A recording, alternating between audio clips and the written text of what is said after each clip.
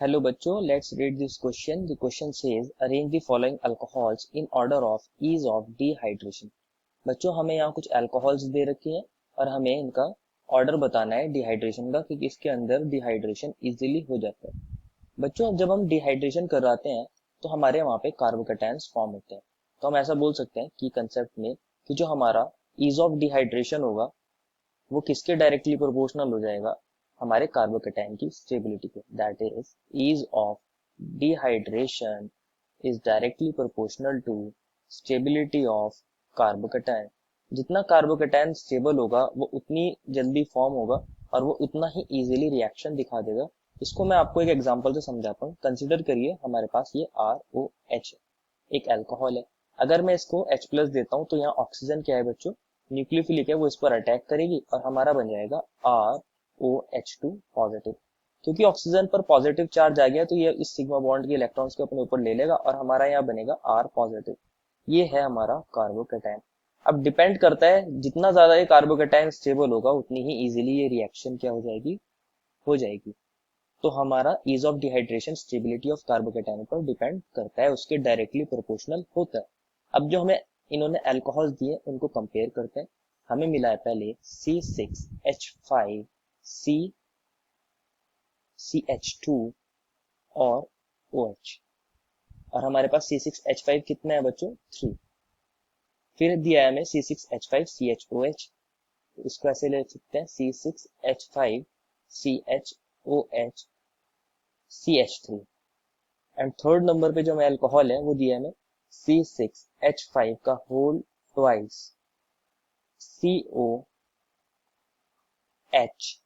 CH3। तो ये हमारी 3 अल्कोहल्स है। क्या मैं इनको एक्सपेंड करके ऐसे लिख सकता हूँ कि यहाँ हमारे पास 3 बेंजीन रिंग अटैच है, ये हमारी फर्स्ट बेंजीन रिंग है और एक ही हमारी सेकंड बेंजीन रिंग है और एक ही हमारी थर्ड बेंजीन रिंग है और ये हमारा CH2OH है। इसको मैं ऐसे लिख सकता हूँ कि इससे सिर्फ एक ही बेंजीन रिंग अटैच है और ये हमारा CH है, इस पर हमारा OH है एंड अगेन CH3। एंड इस वाले को मैं ऐसे लिख सकता हूँ कि हमारी 2 बेंजीन रिंग्स अटैच हैं, एक कार्बन से और उससे ही से अटैच है हमारा OH and CH3। These are the 3 alcohols given to us। अगर ये तीनों अल्कोहल्स H+ को गेन करेंगे और वाटर को लूज करेंगे तो हमारे यहाँ कार्बोकेटाइन कौन से देखने को मिलेंगे, -H+।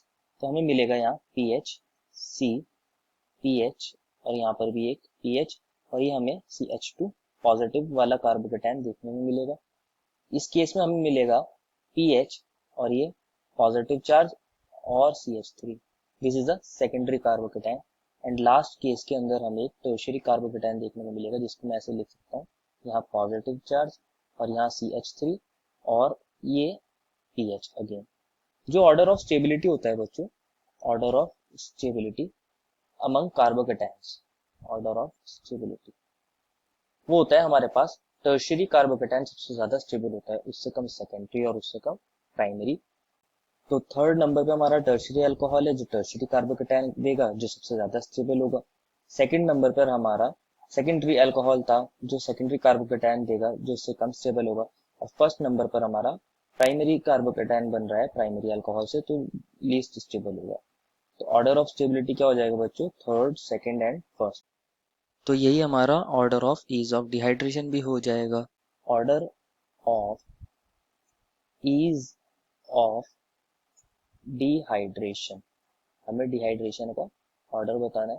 तो सबसे फास्ट किसके अंदर होगा, टर्शियरी वाले के अंदर जो हमारा लास्ट में था, that is C6H5 whole twice COH CH3। और उससे कम किसके अंदर होगा बच्चों हमारे पास, सेकंड के अंदर which was C6H5 CHOH CH3।